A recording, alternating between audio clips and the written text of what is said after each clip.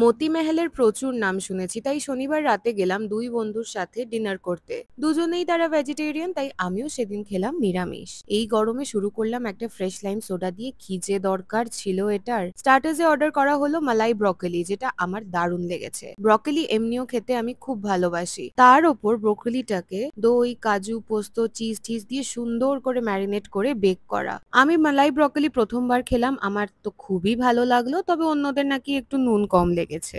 এক বন্ধুর ব্রকলি শুনতেই মুখটা এমন কাচুমাচু হয়ে গেল যে তার জন্য চিজি অনিয়ন রিংস অর্ডার করতে আমরা বাধ্য হলাম। পেঁয়াজ ব্রেড ক্রামস দিয়ে ভাজা, ভেতরে স্টাফিং এ আছে চিজ আর হ্যালোপিনো। এটা খারাপ হওয়ার তো কোনো প্রশ্নই ওঠে না। আমার মতো যারা চিজ প্রেমী তাদের তো আরো বেশি ভালো লাগবে। মেইন কোর্সে অর্ডার করা হয়েছিল গার্লিক নান, মসালা কুলচা, ডাল মাখনি, কড়াই পনির আর মালাই কোফতা।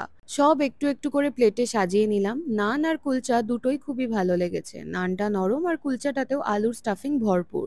ডাল মাখনি আমার খুব প্রিয় একটা ডিশ, এখানেও বেশ ভালোই ছিল। মাখনের গন্ধে মম করছিল আর ব্যাপারটাও খুবই ক্রিমি। তবে হ্যাঁ, এর থেকেও অনেক বেশি সুস্বাদু ডাল মাখনি আমি খেয়েছি। আজ অব্দি আমার খাওয়া সবচেয়ে ভালো ডাল মাখনি কসবা এলাকার পাঞ্জাবি রসোইতে। মালাই কোফতাটায় অত্যাধিক বেশি ক্রিম ছিল, তার ফলে মনে হচ্ছিল যেন দুধের গ্রেভি খাচ্ছি। আর কোফতাগুলোও একটু অন্যরকম। কোফতাগুলোর আকার শিক কাবাবের মতো ছিল, আর সব মিলিয়ে কিরকম একটা সবজির গাঢ় মিশ্রণ তৈরি হয়েছিল।